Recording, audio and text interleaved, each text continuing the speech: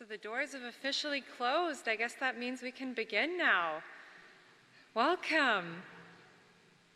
I must say it's a bit overwhelming standing up here, seeing so many faces, many of whom are dear friends of mine, family. Welcome tonight. I am so honored and happy to have you here. My name is Lauren, and somehow or another I ended up getting a book published in 3 languages. That was never my intention, to write a book. I never saw myself as an author.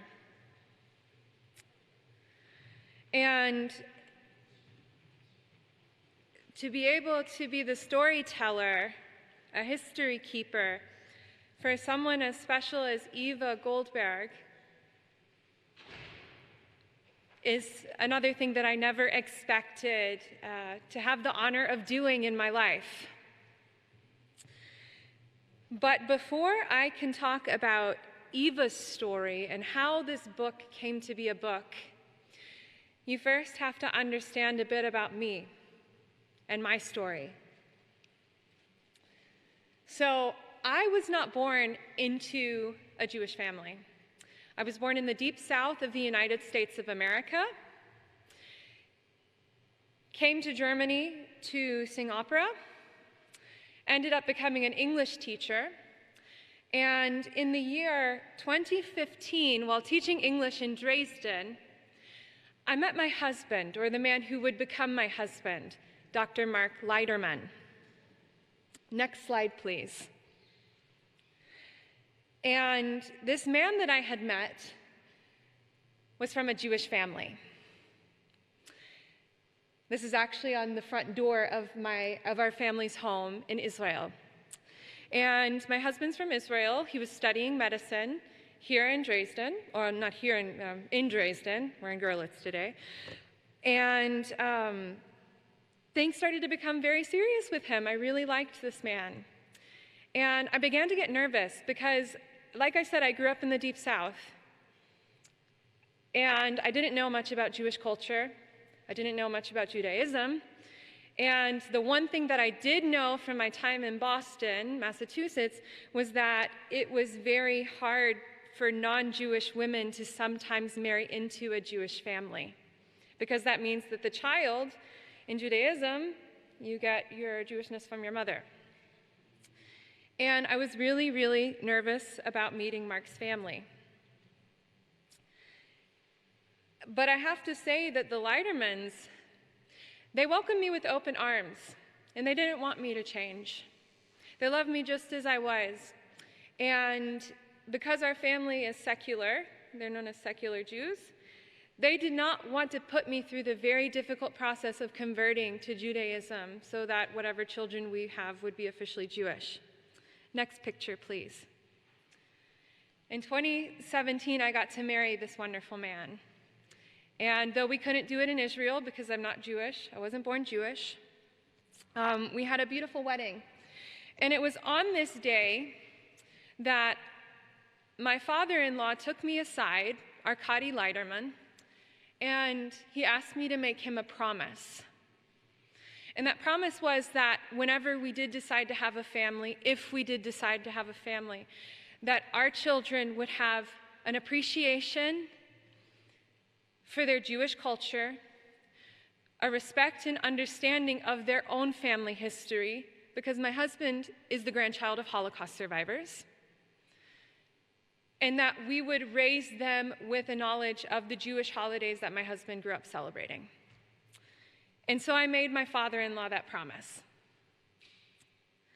And that began with telling our own family story. Next picture, please. This is the grandfather of Arkady LEIDERMAN, Mark's great-grandfather.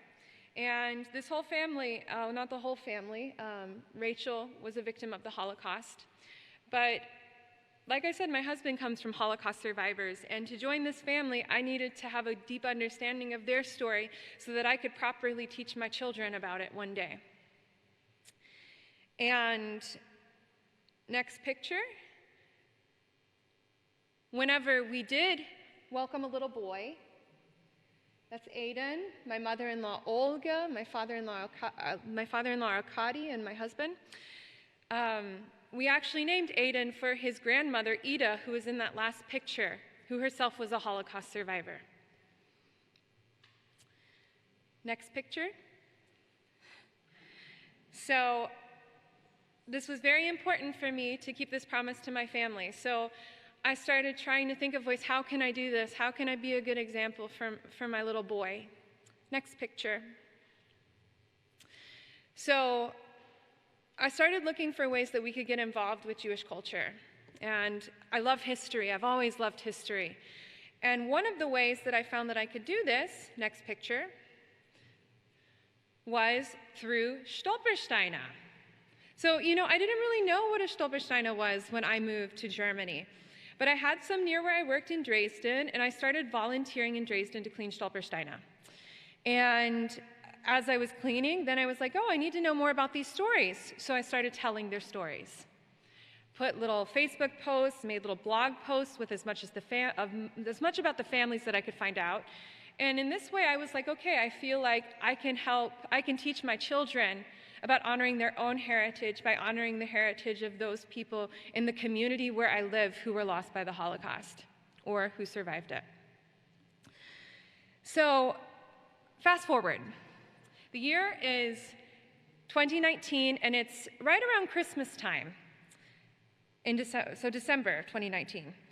My husband is now finished with medical school. He's a real doctor, woohoo. And we get our first job, or he gets his first job here in Görlitz as a surgeon. I'm really excited about this. I have a baby who is now old enough to go into daycare. Great, I can get a bit of my life back. I have teaching jobs lined up with the Volkshochschule Görlitz. This is amazing. My kid's starting daycare, and then boom, COVID-19 hits. So not only is my career put on hold, not only can my son not begin daycare, we're living in a new city and I don't know anybody. So right before COVID-19 hit, I decided to try to find a way where I could get involved with preserving Jewish history here. I looked for the people who organized Stolpersteine because that's what I did in Dresden. Maybe I can continue that here in Görlitz in some way. So I found the only organization that I could find at that time with connections to preserving Jewish history, and that was the Synagogue für the Kreis. And they had an open meeting, so I went to this meeting in January of 2020. And I think I was the youngest person by probably about 20 or 30 years, and that was pretty cool. But I started talking to them and listening, and I asked if there was anyone who was taking care of Stolpersteine here in Görlitz. And the answer was that the man who was doing this had passed away, Bernd Bloss. So there was no one organization like in Dresden that took care of Stolpersteine here. So at the end of this meeting, the leader said, okay, well, we didn't order. We have heard that someone has ordered a new Stolpersteine for Görlitz. And I said, that's fantastic. Maybe I can talk to this person. Who ordered this Stolpersteine? I don't know. Okay, well, who is the Stolpersteine for? And I was given a name. They said, let me see, Amanda Hannes. And I said, okay, that's great. We have a name. What can you tell me about her? I don't know. Okay, next question. I know that it's very important to get families involved when you order a Stolpersteine because not every Jewish family likes the Stolpersteine project. And when a family says, I don't want this, it's not your place to disagree with them. So I asked, does she have any family? Maybe they ordered this. I don't know. So that really bugged me. I had all of these questions in my brain and I didn't have the answers I was looking for. So I went looking for them. And remember, new mom, new location, there's a brand new pandemic, which I don't think any of us could have thought would blow up to what it was. And I was stuck at home. But I did have my computer. And so I started looking for anything I could find about this woman named Amanda Hannes. And somehow, through the dark corners of the internet, I found an ebook that was made privately, so we still don't know how I was able to access this ebook because it was just a private family thing. And I found Amanda Hannes' name in this book with a picture. And it was a book, I think it was Journey to My Roots, Judy Hannes Mendelsohn. Bingo, I had a name. So I went on Facebook and I searched for Judy Hannes Mendelsohn. I found her, but I can't send her a message. Her privacy settings are too high, but it looks like this man is her brother. So I wrote her brother Steve a message that went something like this. Hello, my name is Lauren LEIDERMAN. I'm a young American woman living in Görlitz, Germany. It's very far east, and I married into a Jewish family, and I'm looking for anyone who could be related to Amanda Hannes, and I think that's you.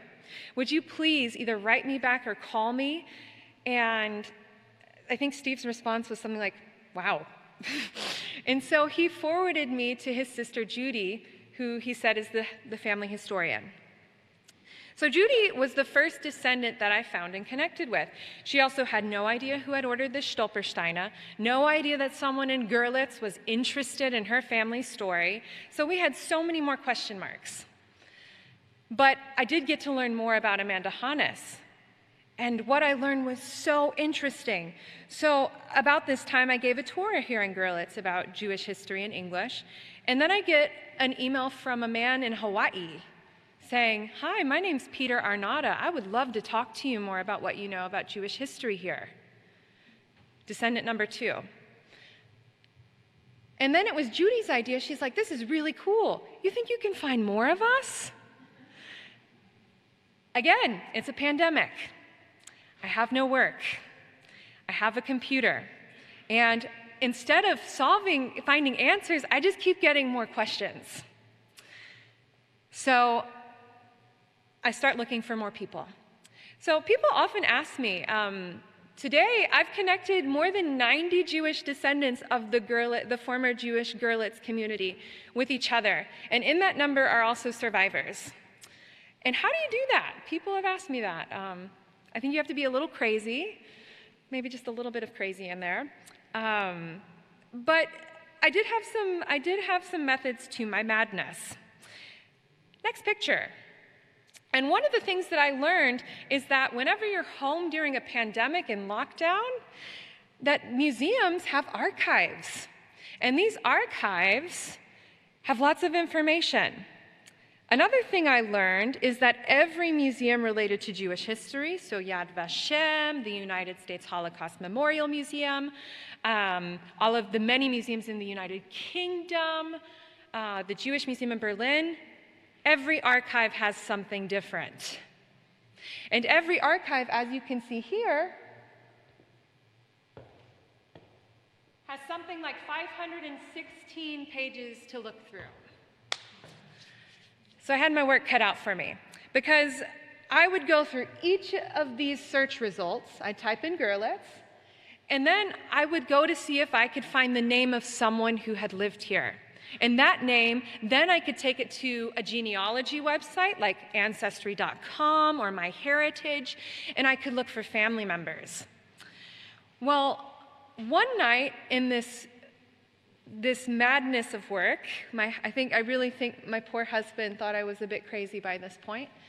I was going through the United States Holocaust Memorial Museum's collections, and I'm going through, okay, is this really something for Görlitz? Because sometimes it's not. Sometimes museums label Gorlice, which is in eastern Poland, as Görlitz. Sometimes it's from a period of history in Görlitz that was not really the area I was working in.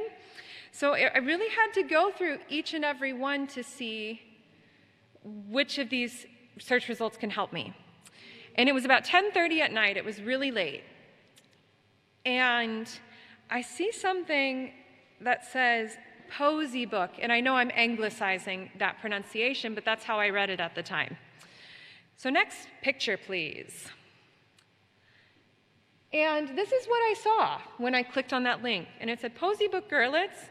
So my first question was, what's a Poesie book? I don't know what that is. But I was interested because the whole file was scanned onto their database. So I start looking through it. Next picture, please. And this is the first page that I stopped on. And I stopped. And I got really excited. Next picture, please. Because I'm not the best at reading old handwriting at this point, but I could clearly see that this was Görlitz.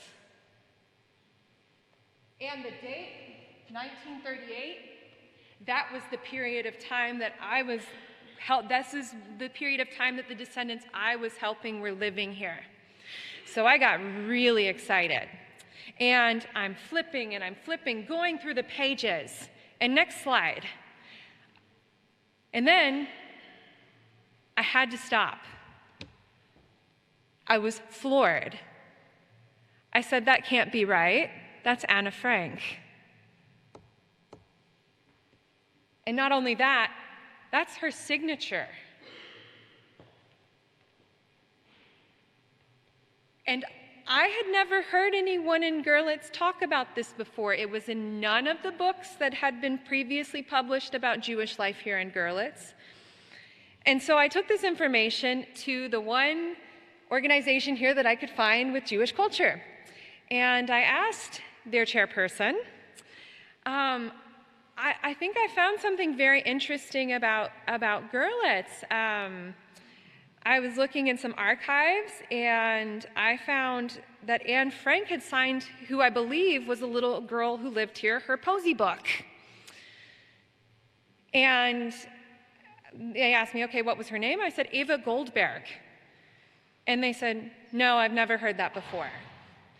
And I said, well, I think it's really Görlitz. And then this person told me, well, you know, Lauren, Goldberg is a very common Jewish last name, which I always found kind of funny because by that point I had been married into a Jewish family for something like 3 years. I knew Goldberg was a Jewish name. But what I had not told this person is that I was using the old Görlitz address books. And there was only one Goldberg family in the books that I was looking in. And so I knew this had to be genuine. So, next picture, please. Thanks to the generosity of a journalist here, Tilke Knobloch, he wanted to write about this story that there was an Anne Frank connection with Görlitz.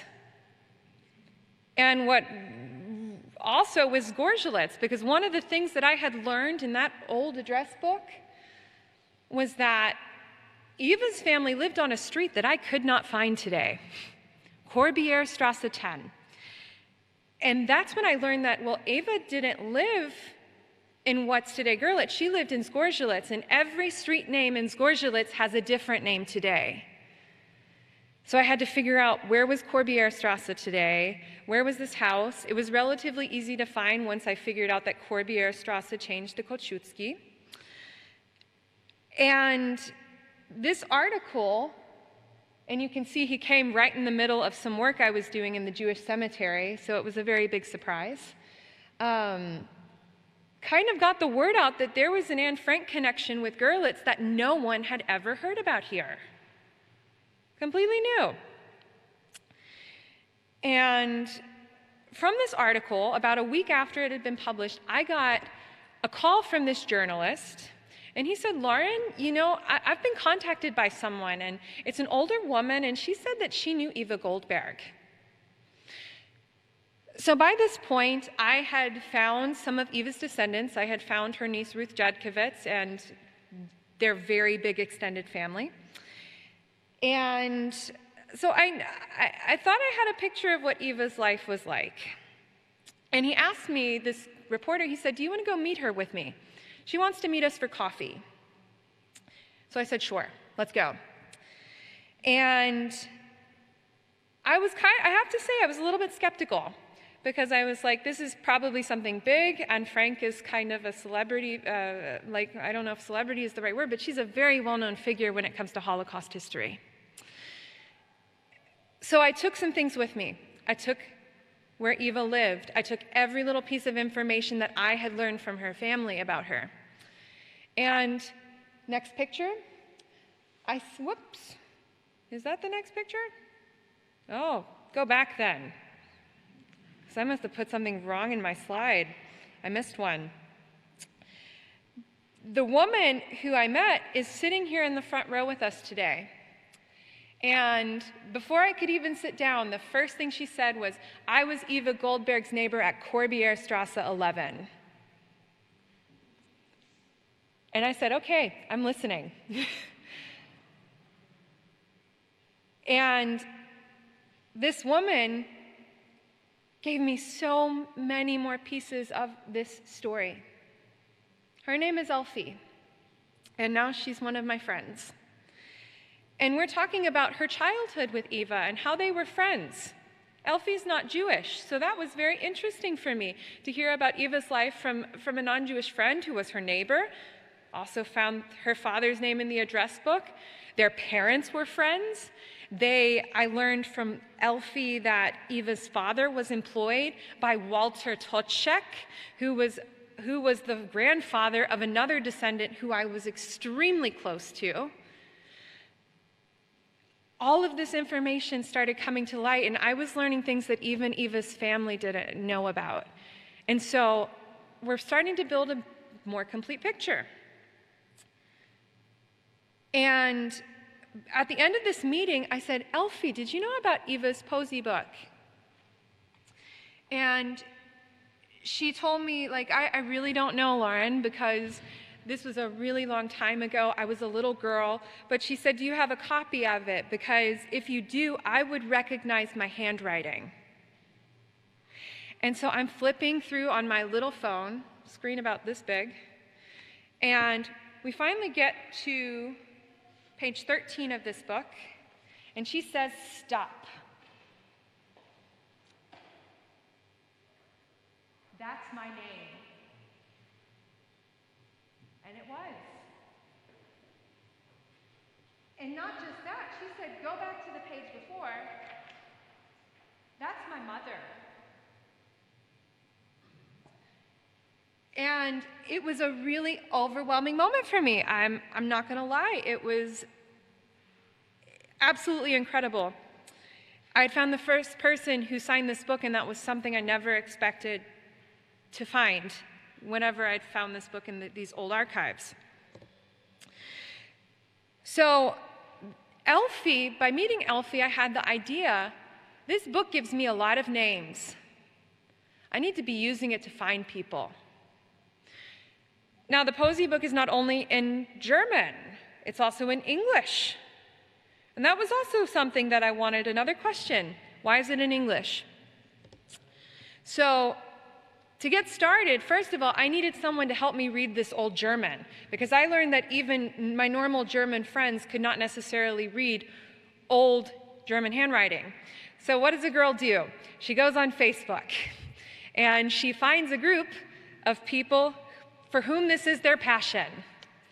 And next picture. And in this group, I put a post saying, I'm looking for someone to help me transcribe a lot of old German in a very interesting book that I found. And one of the people who responded back and offered to help me do the whole thing was this woman right here, Miss Katharina Krumsieg, and she lives north of Berlin. And I was like, I don't have money. This is just a project of love that I'm doing in my free time. And she said, that's okay, I want to help you. And during this time, she was also fighting breast cancer, and she's a survivor. And I just want to tell her thank you, because she was responsible for not only helping me learn more about old German handwriting, but helping me transcribe all of these old German Handschrifts to something that then I could translate. Next picture.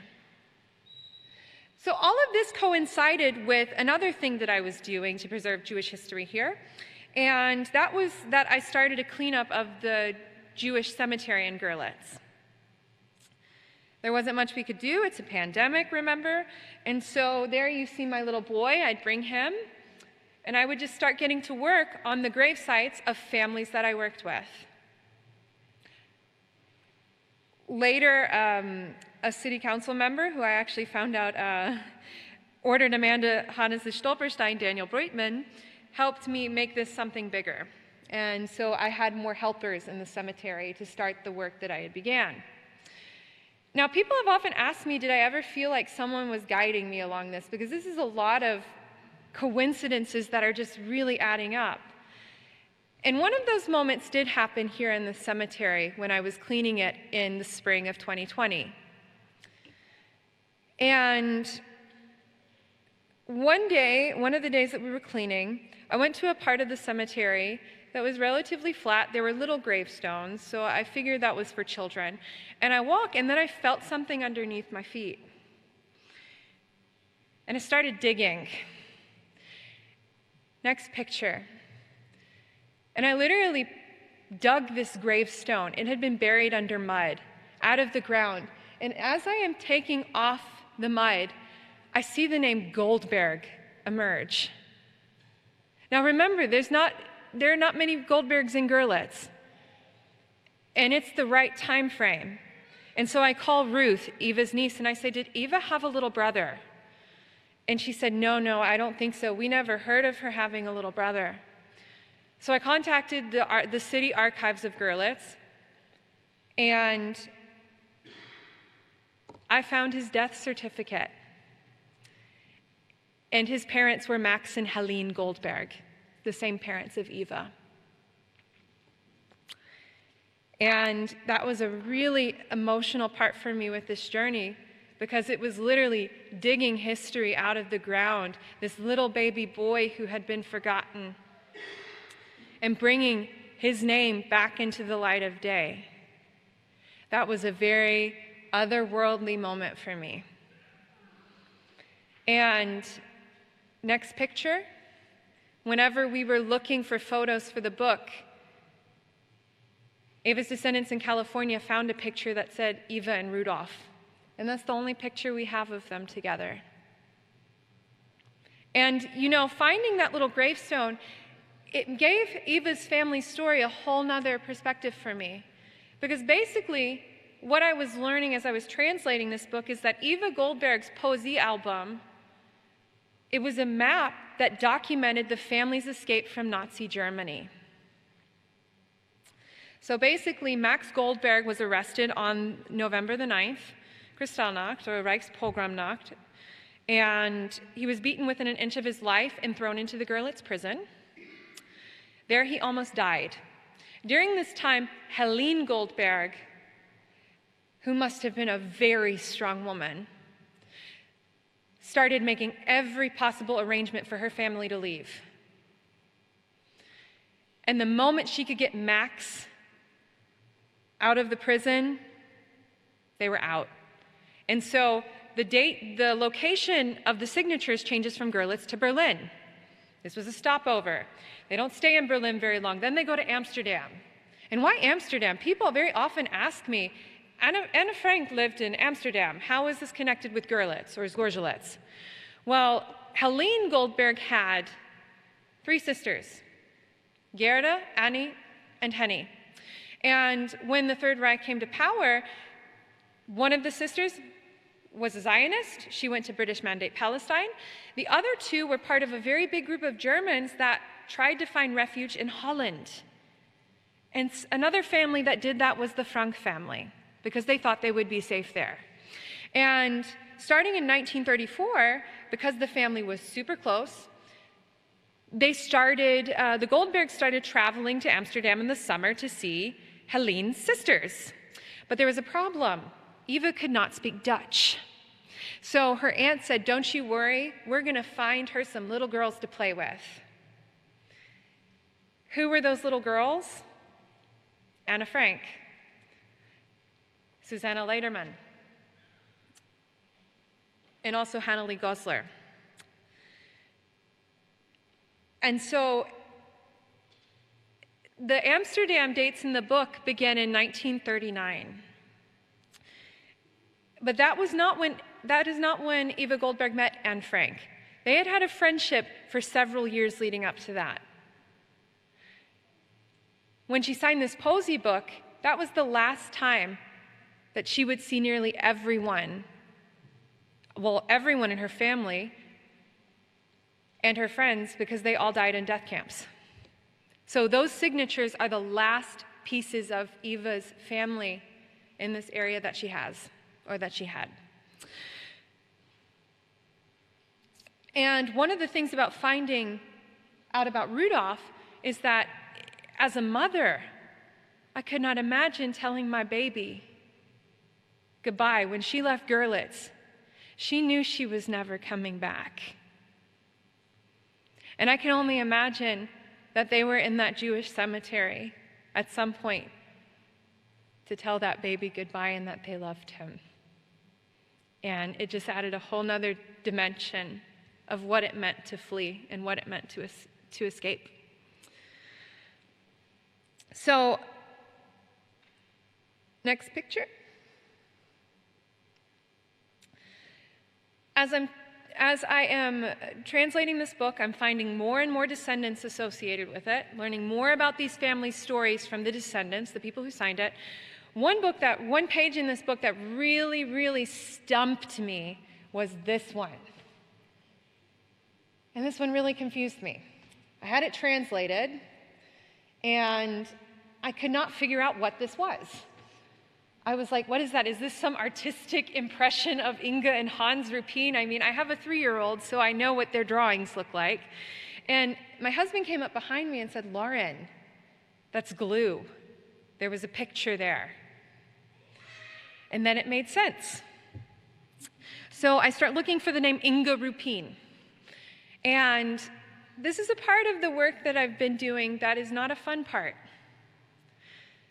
I found the name Inga Rupin alongside her parents in the Auschwitz databases. And they had all died. And you know, whenever you look really hard for a family, and that's where it ends, it's depressing. You work so hard to try to find some lead, and that's where it ends. And that's a part of this work. But then I was like, wait a second. Where's Hans? This says Inga and Hans. Who was this Hans? And so I started trying to think. And somehow I got led to a ledger through another descendant of the Kindertransport. And this came from Miriam Perelson-Cohn, whose stepchildren are here today. Their family got Stolpersteine. And she said, maybe this might be helpful for you one day. And I was looking through that list, and I found a Rupin, but it didn't say Hans, it said John. So then I started searching for Jonathan, or John Rupin. And next picture. And I found John. Next picture, please. I found John. He's alive today. John was on the Kindertransport, and his family had to make the very difficult choice of either sending him or his older sister. And they chose John. So John was on a part of the Kindertransport evacuation effort led by England, which was a visa waiver program to let children, it was not a family visa, it was only for children, into the country. And I found John's son on Facebook, Jonathan. And I contacted Jonathan. He also had extremely high privacy settings, but I could comment on one of his posts, and I said, listen, I found something I think that belonged to your aunt, and I really, really, really want to talk to you. And so he sent me a private message and was like, I deleted what you wrote because it really kind of freaked me out. But what are you talking about? And I sent him the page from the book, and I said, are you related to Inga Rupin? And he was like, I need to call and talk to you. And so we called and talked, and he was like, how did you find this? My father, he has nothing of his sister. And this was probably one of the most emotional parts for me throughout this whole process of research, because I did get to speak to John, his father, who's still alive and living in England today. And John, he said he couldn't thank me enough because I'd given him a piece of his sister back. And I never expected that just by translating or transcribing a book that you could give someone a piece of their family, a piece of their life back, even at the age of 92 years old. And that was a very, very, very powerful feeling. So I asked Jonathan and John if they had any family pictures, and so they went looking in their boxes for anything they could find. And next picture, please. This is what they found. And that's Inga and John's Rupin with an inscription matching the same date. And one of the proudest moments of this book for me is that I got to put that picture back in the book.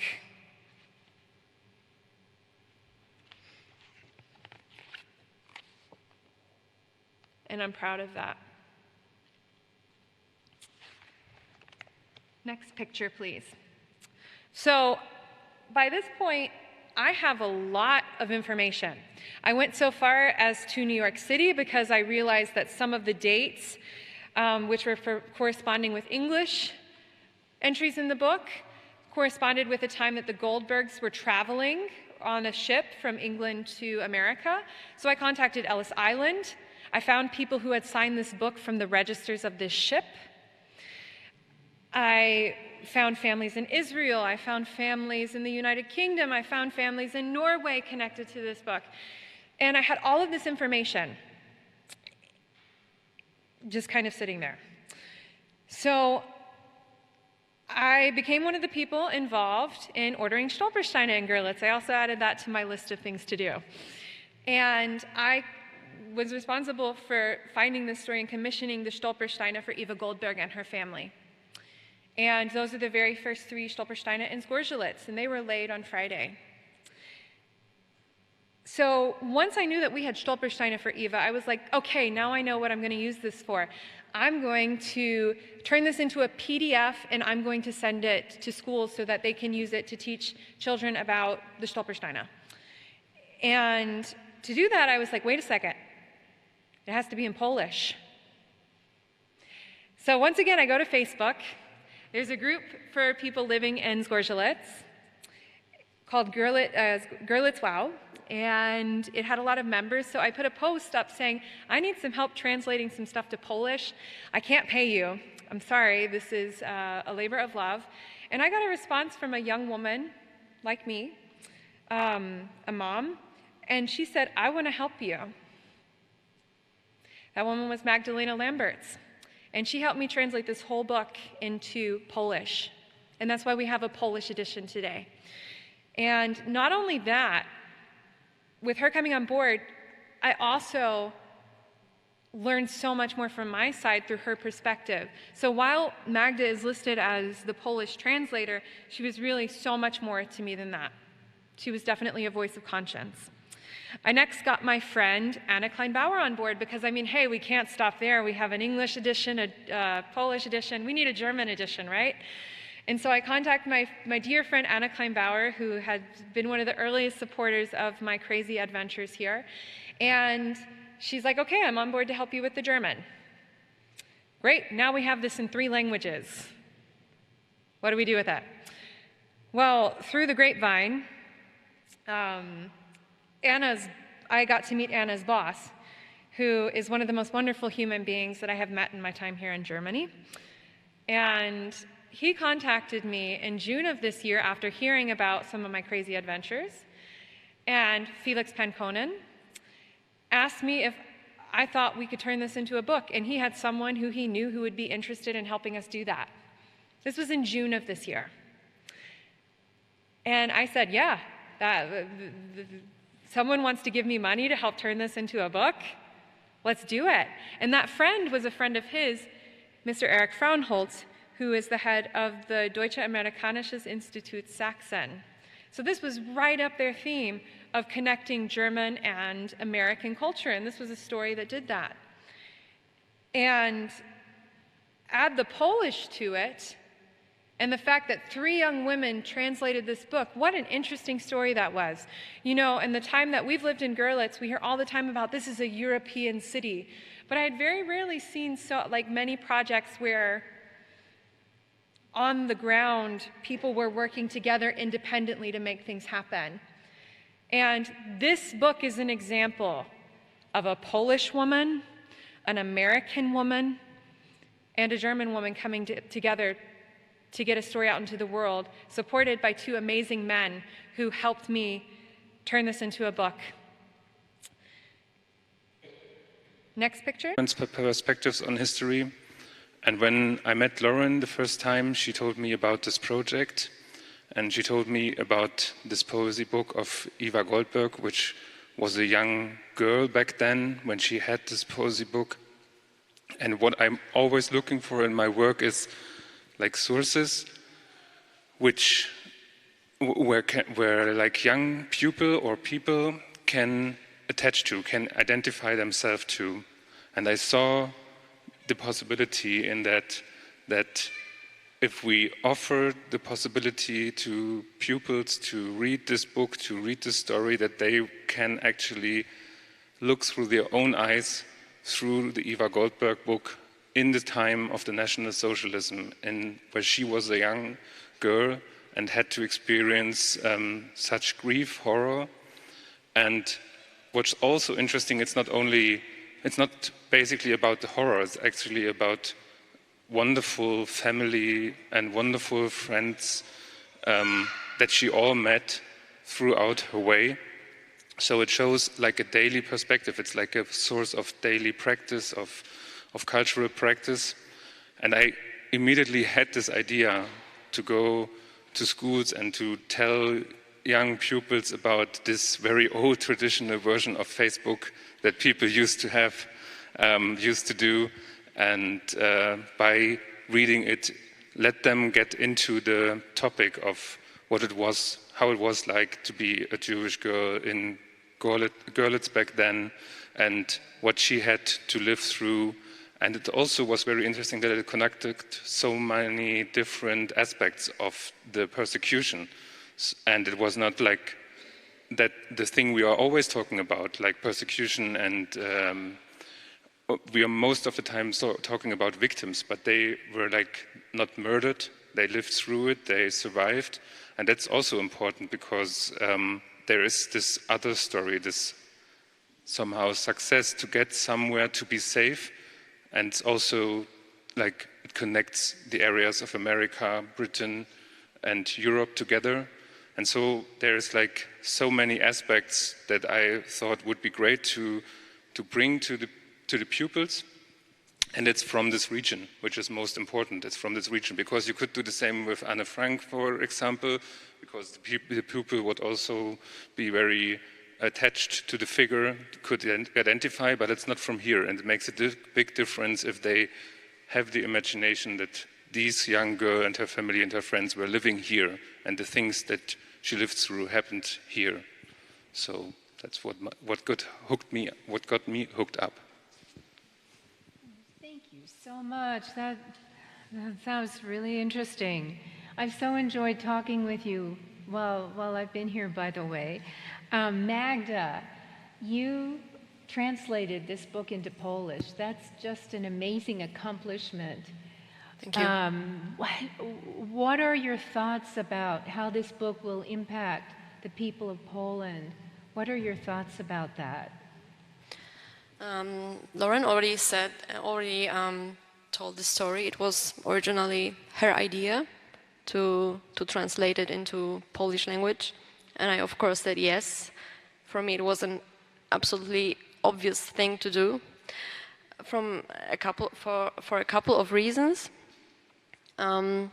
First of all, the story that we read through those pages of a poesy album of Eva, is a story. There are many stories, but first of all, it's a story of dramatic escape.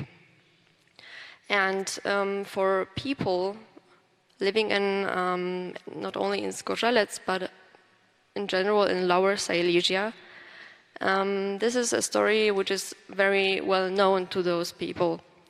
For those who are not familiar with the history of Lower Silesia, people, Germans who were living in this region before the war, during the war they began to flee. They were forced to abandon their homes, and it's a story of the same story of escape and expulsion.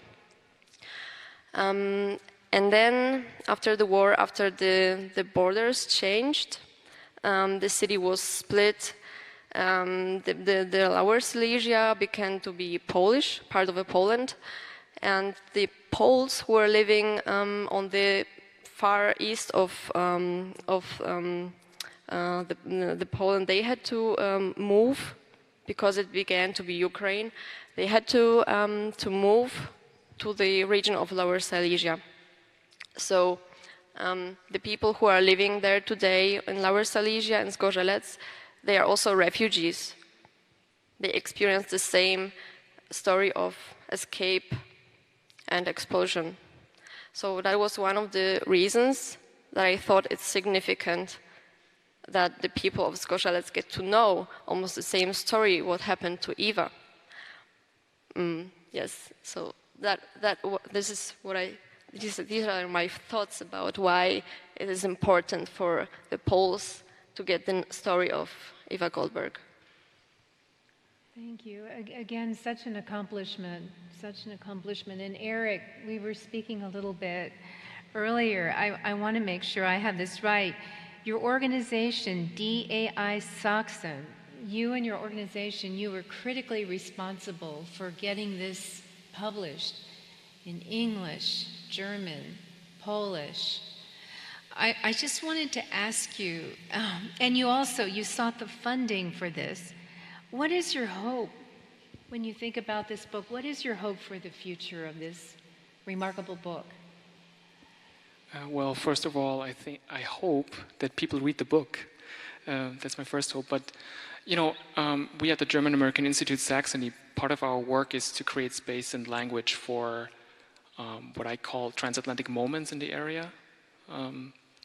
And we do that mostly through personal, individual history. And I thought Eva Goldberg, when Felix approached me and when I met Lauren, I thought the story, the history of Eva Goldberg was just a natural fit for our work. Because it does two things. First of all, it creates language, literally, for such a transatlantic moment. And it shows that this area, while it is not a lot talked about, has a very crucial, very profound transatlantic history. Well, part of that history is the incredibly sad, unimaginable history of the Shoah. And I think the second thing this book does is to tell this story of the Shoah and make it somewhat, if that's even possible, it makes the abstract, unimaginable thing of the Shoah somewhat accessible for especially kids. We are working, Felix talked about school workshops. We are also doing a lot of school workshops in schools with the younger kids. And it's really hard to teach them the reality of the Shoah. And I think Eva Goldberg's story is at least, or for us, we can at least attempt to tell the story, to make them understand what the Shoah meant in everyday life. So I think it's crucial for us, and it's a natural fit.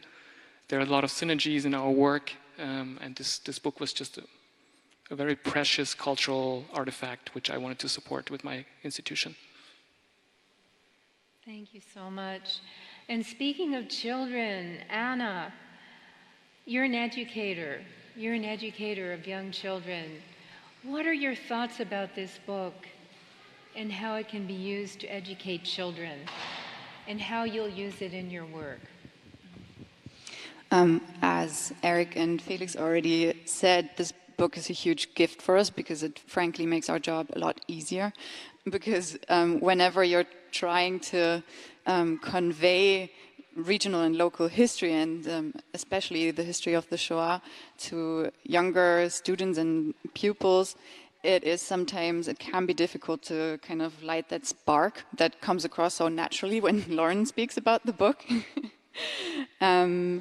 And we hope that through this children's perspective, and also because of this local, regional perspective, it will be much easier to light that fire, to kind of spark that passion for the students' own history. Because from my experience when I work with school classes, I can see that whenever you mention people's addresses and they know the name of the street, and it might be just across from where their school is and they can visit it after school, it makes everything a lot more relatable for them, and they can really kind of do a little bit of time travel, and it's much easier for them to imagine what it was like. And one thing that I would like to add to that is that we don't only do this because we love local history so much, or because we love to talk about the Shoah every day, but because it's basically our aim to fight anti-Semitism. And how anti-Semitism works is that it uses these cliches and these stereotypes and these conspiracy theories, and they say that Jews are so-and-so, you can fill in the blank. And if you give them real-life stories and you give them these biographies and you show them the story of this little Jewish girl that grew up here, just like them, maybe, it makes it much more easier to break up those stories and those easy narratives and those patterns that support anti-Semitism, and this is why we do this. Thank you.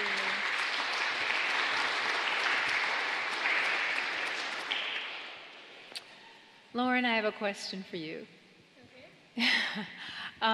You know, again, this is such an accomplishment. All of you have contributed in such remarkable ways. And Lauren, I think of you as a visionary. You saw a photo, you did some research, and that spawned so much more research.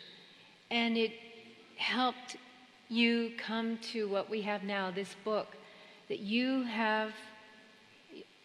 written, you've researched, you've published now in 3 languages with some help. What is your wildest, largest dream, vision for the future? That's my question for you, as a visionary. Wow, that's a big question. As for the future in general, or for the future with the book? Which one? I'm sorry. For the future of the book? Yes. Okay. I think I really can't say it better than these wonderful people who are members of my tribe, so to speak, have said, is that this book is read. My biggest hope for the future is that Eva's name is not forgotten, and every Jewish story that we're pulling up from the depths of history is remembered. I think that's going kind of full circle to Stolpersteine, but that's one of the reasons I really support the Stolpersteine projects with so much passion, is because I see these as not, yes, there is sadness in it, but there's also a joy that that through something like this, we're bringing stories back to life. And when we can have something like a book that we can actually put physically in people's hands, or a Stolpersteine that children can visibly see in the street, that helps keep their memory alive. And you know, in Judaism, when someone passes away, we say, may their memory be a blessing. They're alive as long as their story is not forgotten.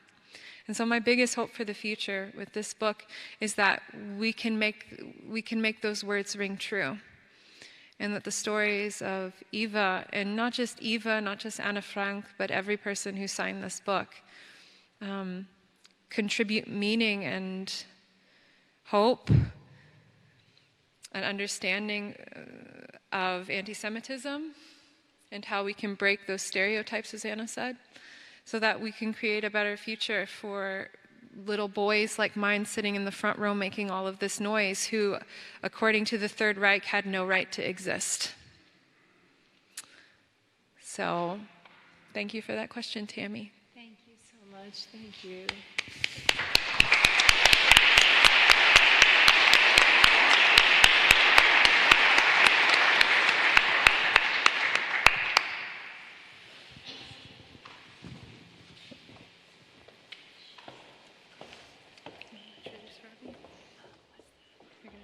Robbie for me?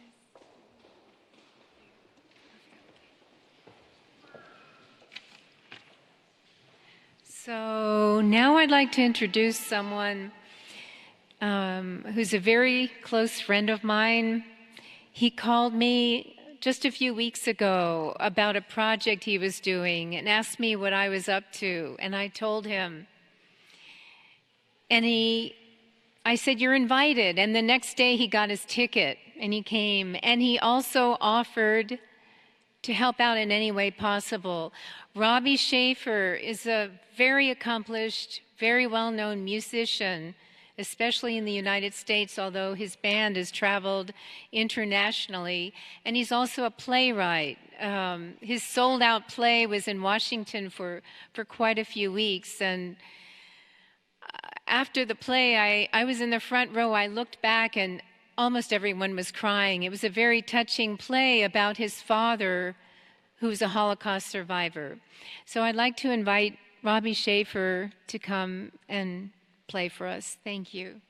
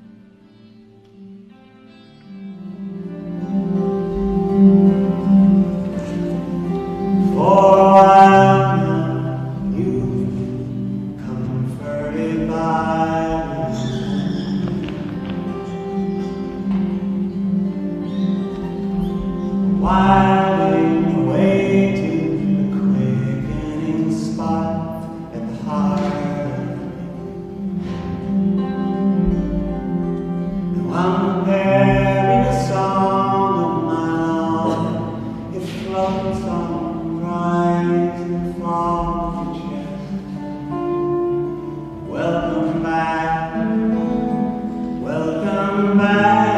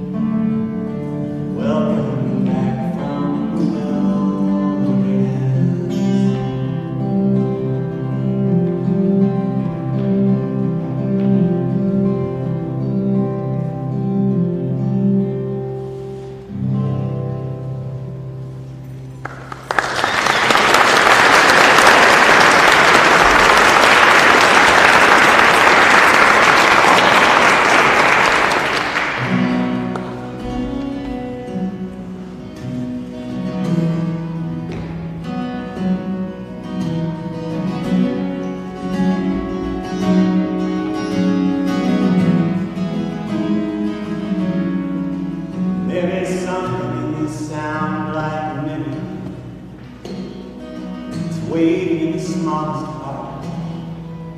In the vastness of an ocean, whispered from a refugee heart.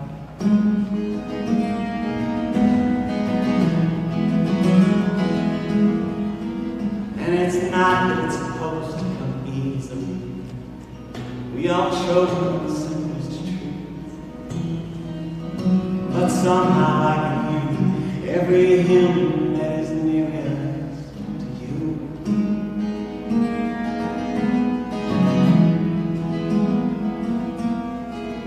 And I don't know why. Don't know why it sounds like. Yeah, it sounds like.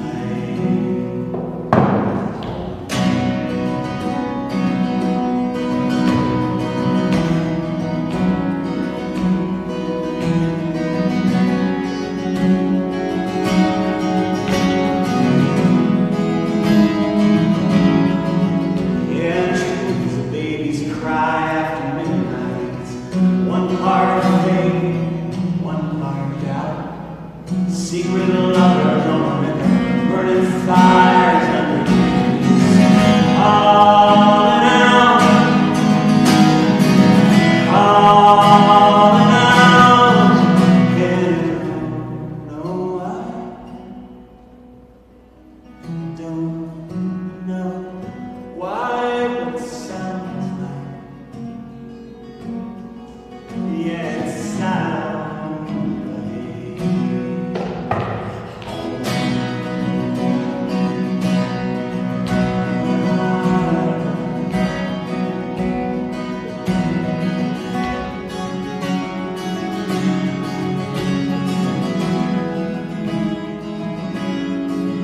Broad churches of trees, whirling dervishes spin on the side of the hill.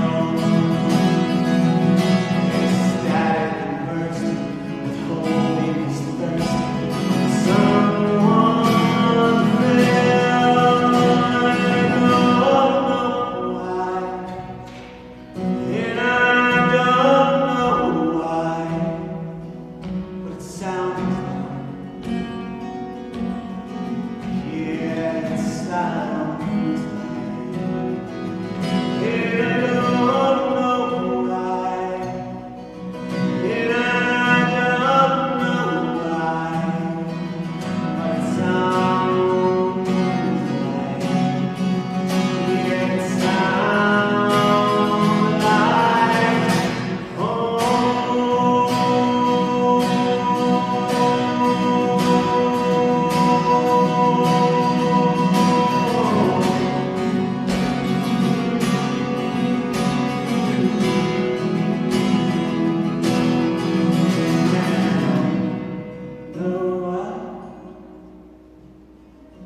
Don't know why it sounds like.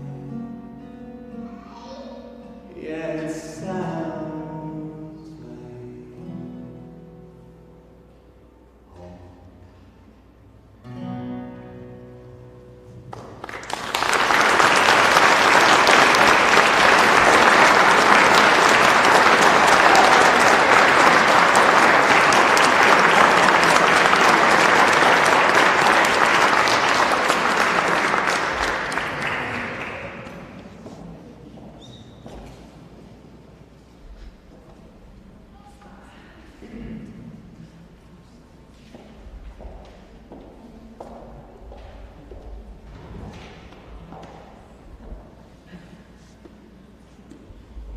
So now we're about to begin the portion of our evening where we have some selected readings from the Poesie book of Eva Goldberg.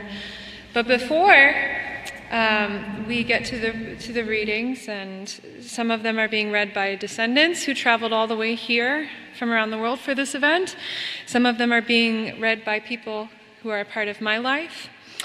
But first I have two videos that I want to play for you. And the first video comes from Eva's niece and nephew, Ruth and Alan Judkowitz, without whom I would not have been able to put this book together. Hello. I'm Ruth Hello. Judkowitz. I'm Ruth Judkowitz. We're the niece and we're the niece nephew of Eva Goldberg Judd. We're excited that the Poesie book of Eva Goldberg has finally been published. Mazel tov, Lauren, on creating something that truly has great significance to both the Goldberg family and ours.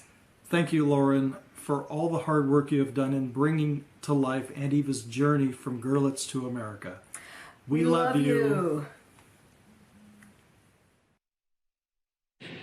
Ruth and Alan, if you're watching, Aiden says hi. And the next video. I'm Evelyn Apte. I'm Evelyn Apte.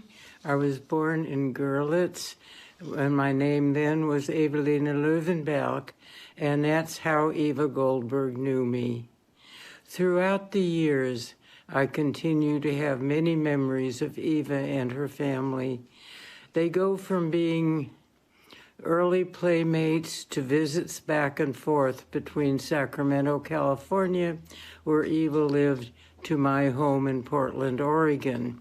We were about 15 by that time. Then we went our separate ways, building our own families and lives. There was still some contact with the family, and Eva's mom even babysat my infant son Dan for the day while my husband and I stayed with our older son who was having surgery in Sacramento. I was saddened to hear of Eva's death and established contact with her husband and shared some of my memories. My recollections are of a warm family, a family living in a hospitable apartment where I was always welcome. Eva and I would play together, either at her home or mine. There were few Jewish girls our age, and we were with our friend Renata, a group of 3. A favorite outing was to take our doll buggies out on the sidewalk and walk about with them. On one of those outings, a most unfortunate event occurred, a very bad incident both for Eva and myself. A lesson for me, which I have never forgotten, and I'm sure was very hurtful for Eva, a lifelong teaching for me, a moral outpost. As we strolled with our doll buggies, 2 girls our age approached, calling us dirty Jews. Eva, calling us dirty Jews, not really knowing what it meant. I didn't want to be a victim, and I joined the other 2 girls calling Eva a dirty Jew. She ran home. By the time I arrived at home, my parents had already been apprised of the event, and I was dealt with. I don't quite remember how. I think it speaks to the resilience of the Goldberg family that I was forgiven and that we continued on. There must have been a strain, but I do not recall it. We emigrated in the beginning of 1937. This ended my active recollections of our times together. I'm so very glad, Lauren, that you have written a book about Eva, a very special girl who also holds a very special place in my heart. Thank you for allowing me to participate in this.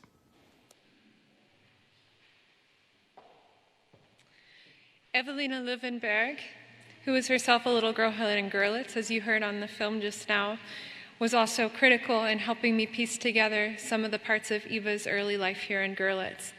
And the story that she mentioned about the doll buggies and her and Eva being called dirty Jews is in the book. Now we begin reading the Poesie book of Eva Goldberg Judd. And to read the first page, I invite Felix Pankonen to read for page 1, Max Goldberg.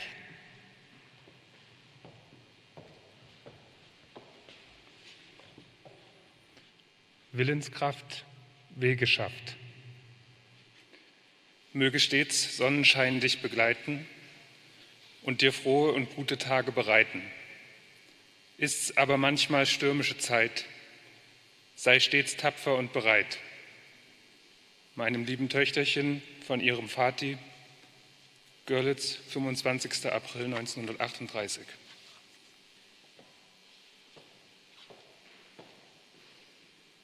Next, we will be playing a video of Renata Moore.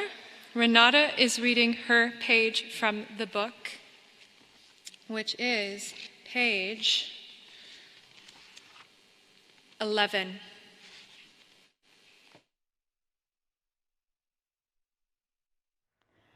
Mit Gott fang an, mit Gott hör auf, das ist der beste Lebenslauf. Zur Erinnerung an deine Freundin Renate Moore, May 20, 1938. This is the little poem I wrote in Eva Goldberg's Poesie book. We never saw each other again.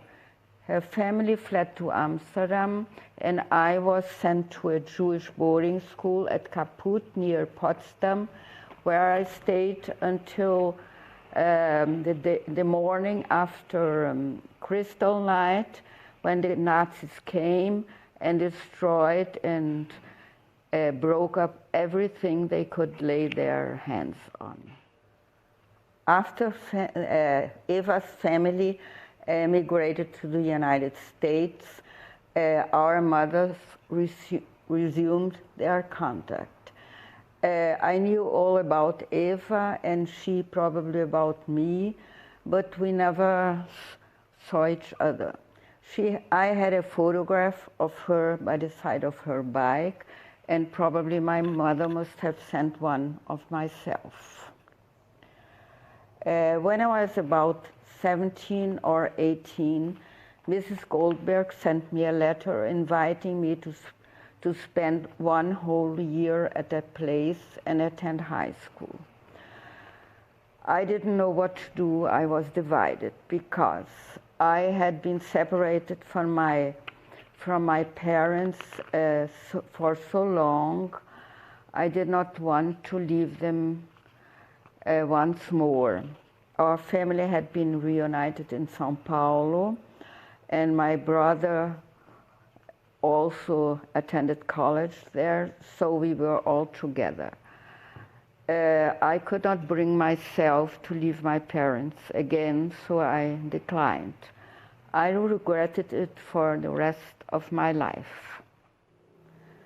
About 2 months ago, I found a big box full of copies of letters and originals too, between 1938 and 1945. Among them, I found a letter that Eva and Evelyn had written me in 1945. Eva had sent me her address and asked me to write her, get in touch with her. She was spending some time at Evelyn's. I never saw this letter. I found it now, and I could have cried out of frustration. I was devastated because we could have resumed our own contact at the time. Evelyn Lowen told me about Eva's marriage, childless marriage, and later death, but that was all I knew about her. When I was about 75, I got a letter from a gentleman in Las Vegas who he wanted to get in touch with me. So I gave him my phone number and we talked for hours twice. He told me about he was her husband and later her widower, and he told me about their lives, and I told him about our family here. And he sent me at the time that famous photograph of Eva's together with Anne Frank in Amsterdam. I later lost it because I did not know how to save it in a computer. That's all I heard about him, and he never got in touch with me again. Next, reading from page 12 in the Poesie book, is Connie Lafleur, or Connie Barrick. I just used her grandmother's maiden name, Connie Barrick. Followed by page 13, which will be read by Elfie Lafleur Barrick.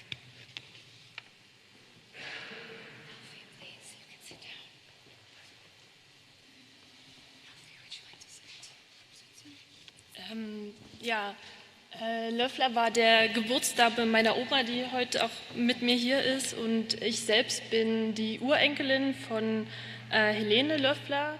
Und ihre Worte an Eva Goldberg waren folgende: Bleibe nicht am Boden haften, frisch gewagt und frisch hinaus. Kopf und Arm mit heitern Kräften, überall sind sie zu Haus. Wo wir uns der Sonne freuen, sind wir jede Sorge los, dass wir uns in ihr zerstreuen. Darum ist die Welt so groß. Dir, liebe Eva, zur Erinnerung, deine Helene Löffler. Ja, genau, ich muss sagen, dass ich tatsächlich bis vor kurzem nicht sehr viel über die Verbindung unserer Familie zur Familie Löffler wusste und dass eigentlich Lauren, du diejenige warst, die diese wunderbare Recherche hier gemacht hat und davon wieder sehr viel in Erinnerung zurückgebracht hat. Vielleicht eine Sache kann ich an dieser Stelle kurz erzählen. Der Name Goldberg, der war in unserer Familie immer wieder mal in Gesprächen, wenn Erzählungen von früher kamen. Er tauchte also hier und da auf. Wir alle kannten diesen Namen gut, weil meine Oma immer wieder von ihrer Kinderfreundin in der Kubierstraße berichtet hat und eigentlich nie wusste, ob die Familie es aus Deutschland noch sicher herausgeschafft hat. Das war also immer ein ungelöstes Rätsel in unserer Familie und durch Lauren, dich und deine Bemühungen ist dieses Rätsel jetzt letztendlich für uns gelöst worden und dafür danken wir dir sehr.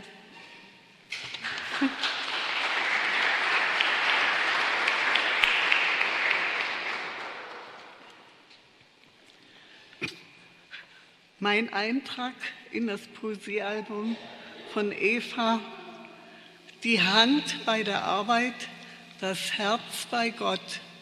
Dies schrieb dir, liebe Eva, deine Freundin Elfie Löffler.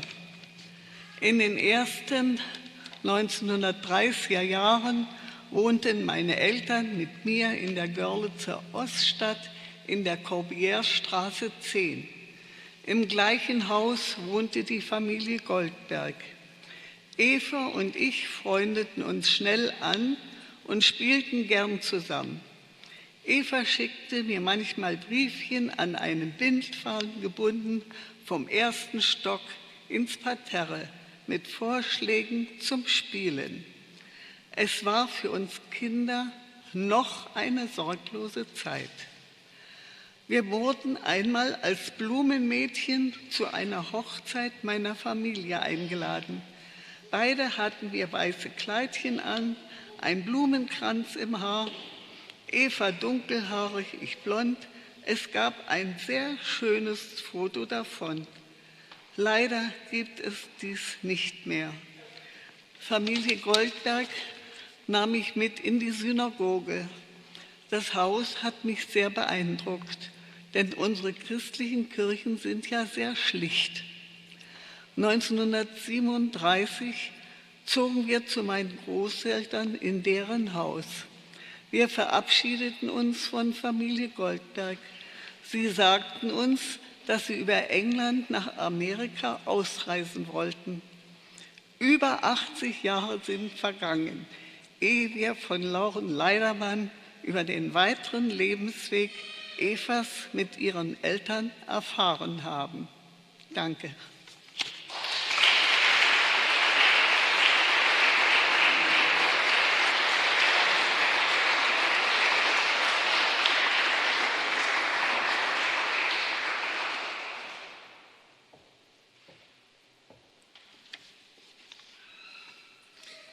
Next, reading what his father wrote.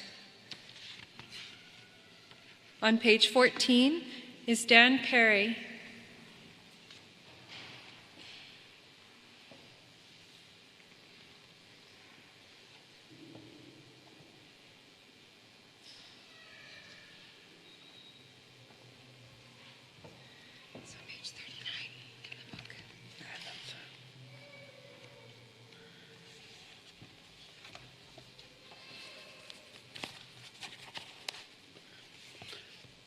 Knowledge is little.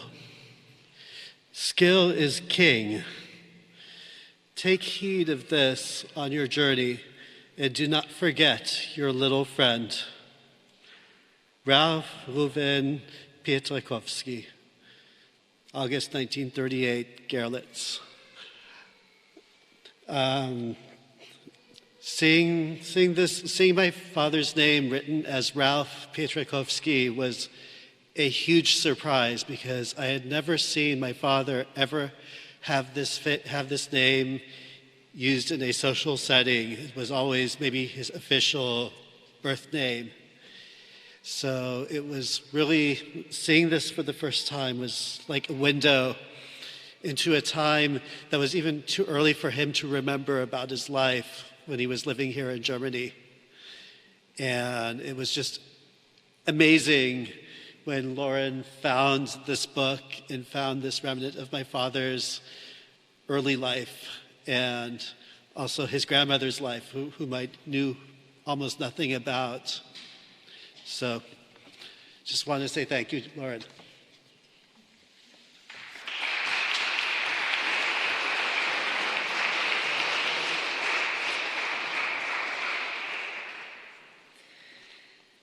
Next, we have a video from the grandson of Ruth Stern, who will be reading her page, which is page 15 of the original Poesie book.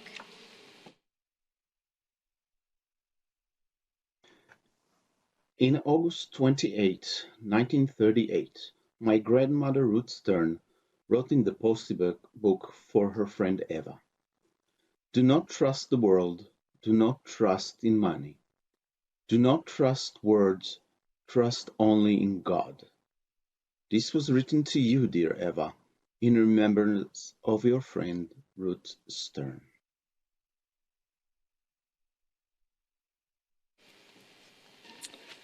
Next, reading from page 17 of the original Poesie book, Jonathan Rupin, reading on behalf of his aunt, Inga Rupin.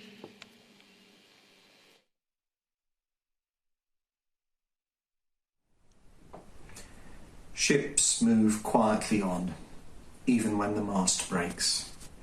God is your companion. He will not forget you. In friendly remembrance of your friend from Bunzlau, Inga Rupin, Görlitz, October the 12th, 1938. These words from Eva Goldberg's Poesie book are the only ones that my family has from my aunt, and I'm immensely grateful to Lauren that I'm able to read them at all. She didn't make it out of Germany, but my father, John, did. He's 89 now. He's my father and also the father of my sister Sarah. He remembers travelling to Görlitz from his hometown of Bunzlau, which was about an hour away. They used to travel in a car that the family called the bathtub, and he remembers it breaking down on the journey home one day, perhaps even that journey in 1938. I'm sorry that I'm not able to be with you. I had hoped to travel to Görlitz with my wife Emma, to share stories with you and to hear your stories too. I'm sorry that hasn't happened, but I think it's a wonderful thing that so many people have been brought together by what were originally events meant to mean that people like me were never supposed to exist. But here I am, and here we are. So, a toast to love and hope and friendship and family.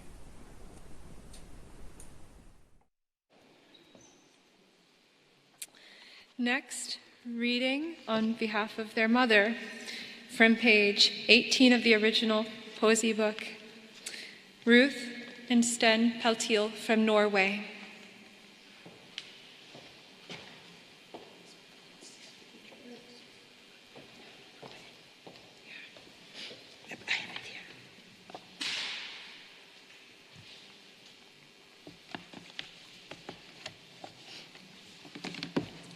Genieße des Lebens Freunde, behalte des Lebens Schmerz, behalte in Freud und in Leid ein reines, zufriedenes Herz.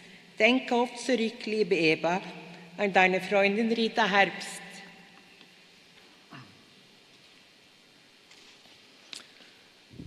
The connection with Eva was really new for us. I mean, my mother really didn't talk much about her early life in Görlitz, but I assumed that she was a friend from school. So this opened a new page for us to Lauren and her universe around Görlitz. Thank you, Lauren. The signing was 28th of December 38. So my mother escaped to Sweden in January 39. Her father just left 1 year before. Actually, it was a funeral in Malmö, and by coincidence, the family there said, "Don't go back again. It's too dangerous to go back to Germany." So they sent my mother by herself to Sweden on the train, and her mother managed to escape late in 39. So my mother married my father, of course, yes. And he came from Trondheim in Norway, so they moved there. And my mother was very good businesswoman, and she was designing her own clothing for children. And she was very kind, intelligent, very social businesswoman, loved art, literature, and garden. I mean, these kind of things that I'm sure she brought a lot of things back from Germany here. I mean, Germany was a very artistic literature and very intelligent nation in itself. She actually lived in Lindenswegen 2, and today actually we were so lucky to be invited to the place by the family Chef Korn is over here. So thank you very much. We had a nice cup of coffee there and could look around in the house. We've never been there before, so that was amazing for us. Thank you.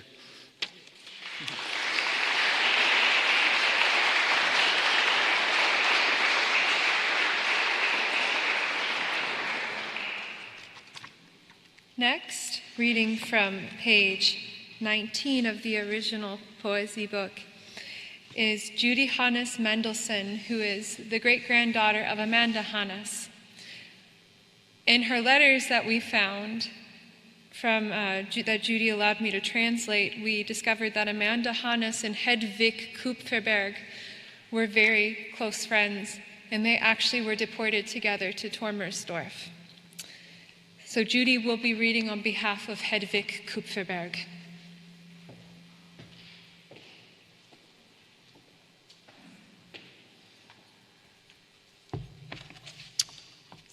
Noble be the man who is helpful and good. Remember me, dear Eva, often and with pleasure, your kind friend, Hedwig Kupferberg, Görlitz, December 28, 1938.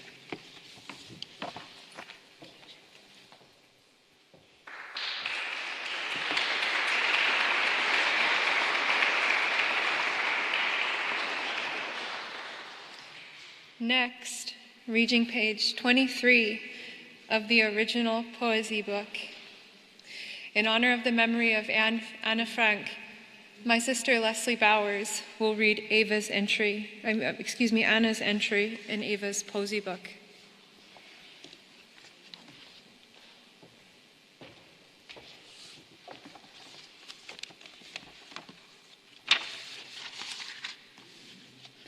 January 29th, 1939.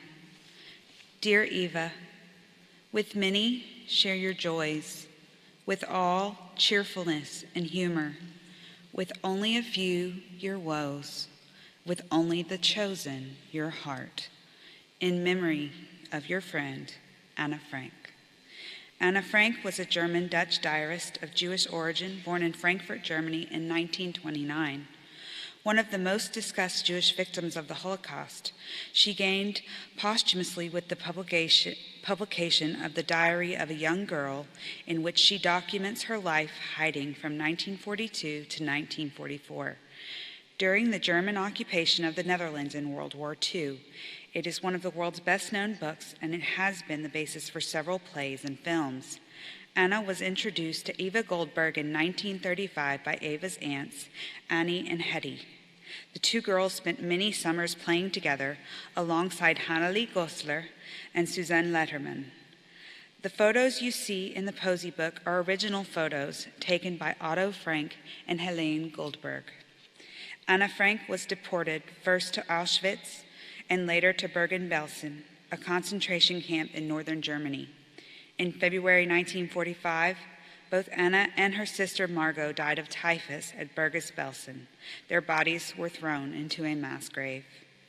Anna's text comes from a poem by Johann Goerens von Seyler-Siewis. He was a Swiss poet and politician.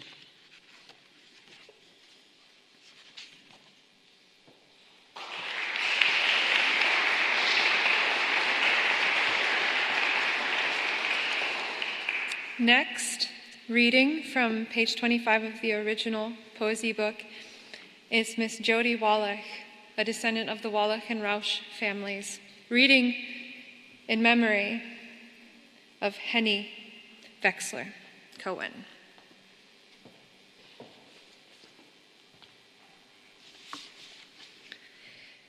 It is not enough to know, one must also practice. It is not enough to want, one must also do.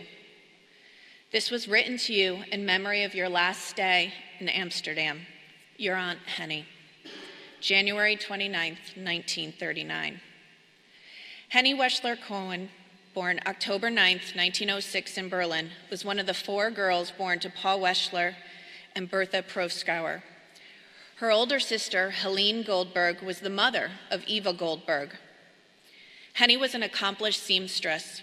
In 1934, seeking to escape Nazi persecution, Henny and her older sister Annie moved to Amsterdam. It was in Amsterdam that Henny and Annie befriended another German Jewish family seeking asylum from the Nazi persecution, Otto and Edith Frank, the parents of Anne and Margot Frank. Eva and her parents visited Annie and Henny many times during the summer months. And this familial connection is how Eva Goldberg and Anna Frank became friends. The trip to Amsterdam, when Henny wrote in the Poesie book, would be the last time that Eva, Max, and Helen would see Henny and Annie. On July 10th, 1942, Henny married Werner Cohen. In August 1942, Henny and Werner were forcefully separated from Annie. Henny and Werner were deported first to Bergen-Belsen and later to Auschwitz. Henny died in the gas chamber of Auschwitz on November 19, 1943. Henny's text comes from a novel by the German poet Johann Wolfgang von Goethe. The novel is called Wilhelm Meister's Wanderjahr III, or The Renunciants.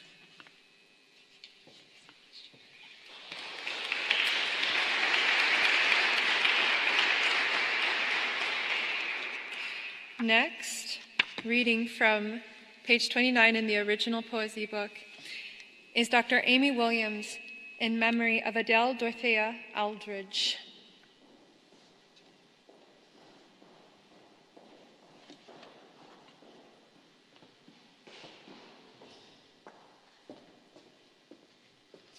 Every morning, waking early, lies a day before our feet. And the going out to meet it is like running down a street. We never know what we shall see. We never guess what there will be. To do, to know, to eat, to say, around the corner of today. To Eva, with all my love and best wishes for looking your new home, Adele Dorothea Aldridge, Saltdean, the 15th of October, 1939. Eva met Adele Dorothea Aldridge when she was evacuated from London to the south of England in September 1939. Adele was the daughter of Doris and Horace Aldridge. Adele was born in 1927, so she was a similar age to Eva. The photo of Adele that you see next to her entry is original to the Poesie book. Adele passed away in Brighton, in England in 2002, but she's remembered today.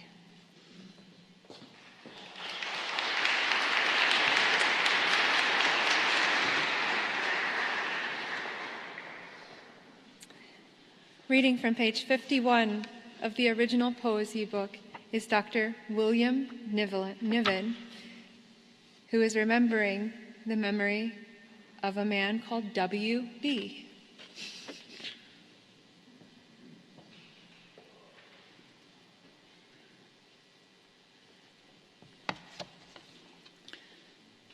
Little Eva Goldberg to Rottingdean was sent to stay with Mrs. Bloodworth, then off to America she went.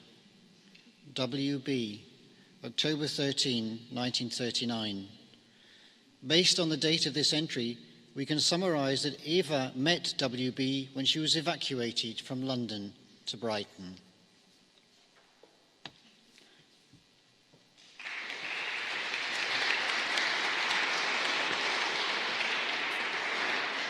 And on behalf of the Stern family, I will be reading the very last page of this Poesie book, which was quite a surprise for me to find because it was in German, and I thought the last pages would be in English.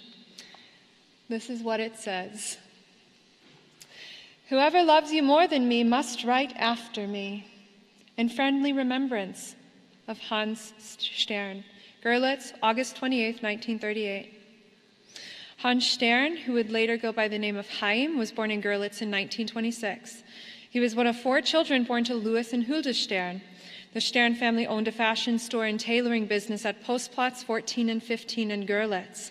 Chaim's sister Ruth also signed this book, and you heard her grandson speaking earlier. The Stern family lived at Demianiplatz 7. Chaim and his family escaped the horrors of the Nazi regime in the late 1930s. They immigrated to British Mandate Palestine in 1938. Chaim built his life there, and his children, grandchildren, and great-grandchildren still live in Israel today. Chaim passed away in Israel in 1987. And this entry in the Poesie book, I found out, was a very common thing written on the very last pages of Poesie albums. And sometimes the phrase included 2 precursor phrases, which would go something like this.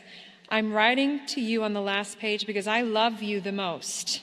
And whoever loves you better than me must write after me. Now, before I ask Eric to come up and give us some closing remarks, I need to say a few thank yous first. Breathing new life into these old pages has been an experience that I will treasure for the rest of my life.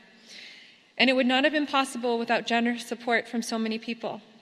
I first must say thank you to each of the survivors who signed this book, as well as the descendants of the people who signed this book.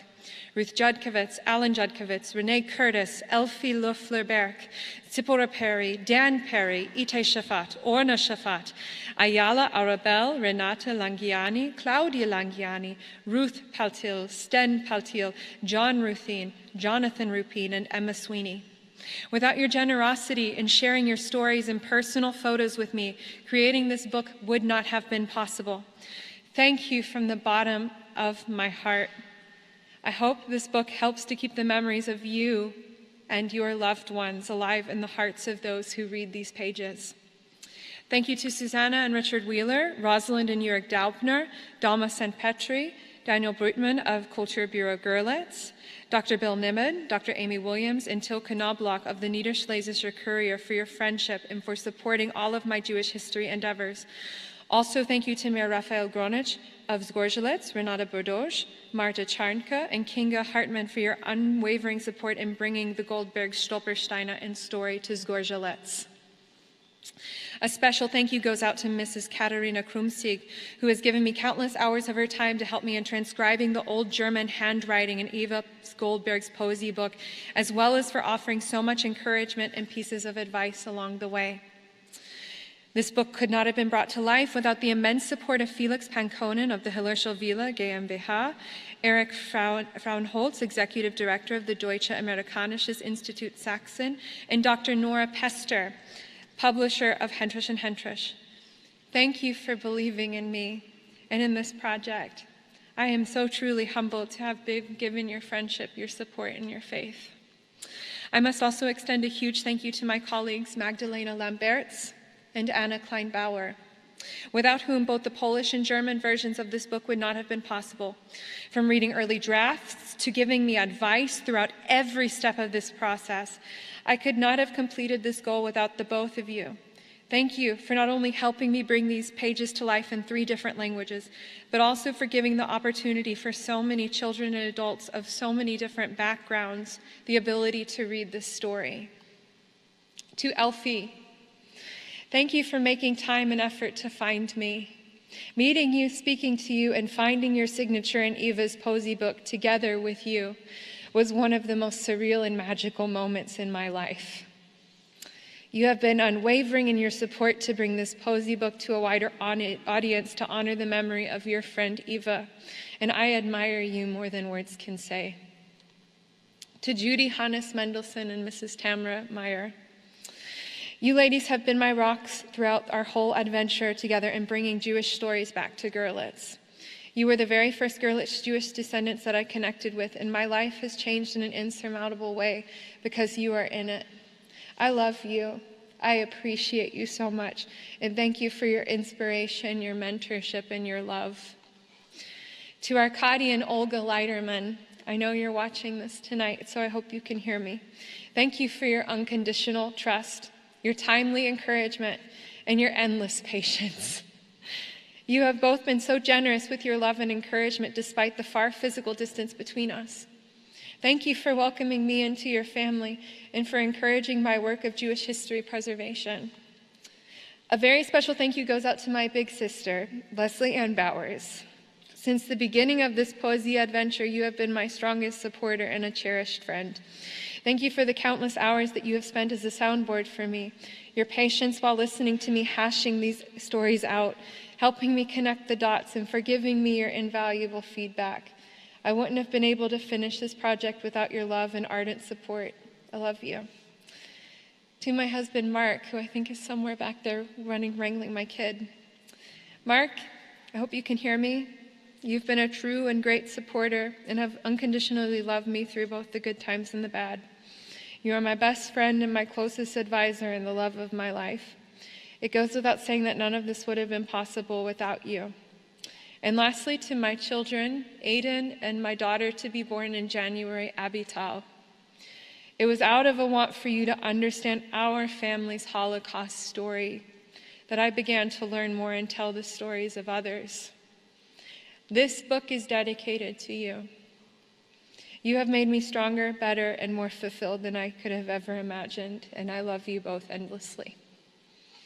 With that, I will invite Eric Fraunholz to close up. We will be selling some books, just to know it, outside as soon as we wrap up, and I will be around if you're interested. And my sister insisted that I bring a marker to sign some books. I feel like I'm just a normal person, but I'll be around here if you would like me to do that. So Eric, please.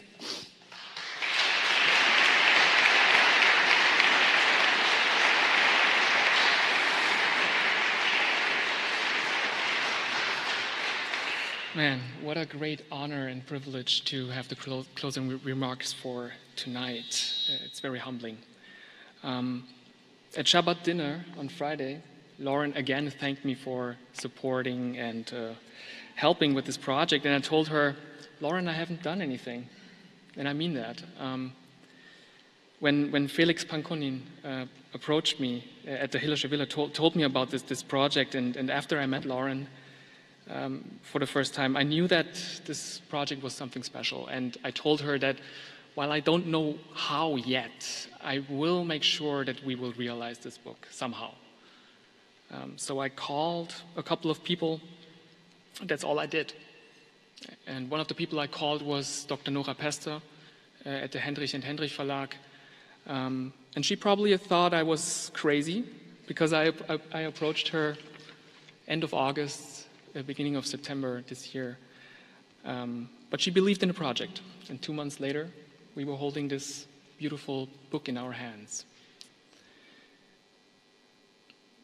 So, no, I didn't do anything, or not too much.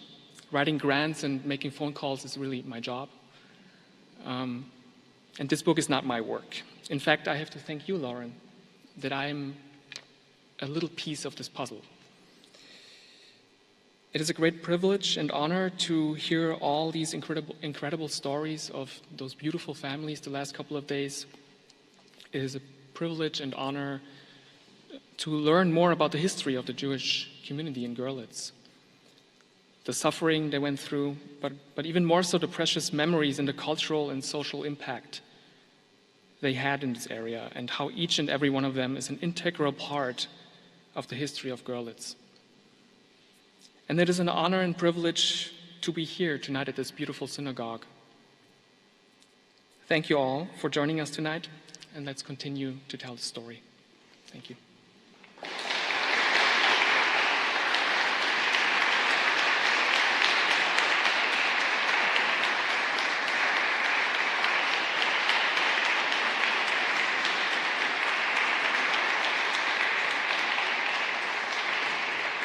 Thank you all so much. Have a beautiful evening.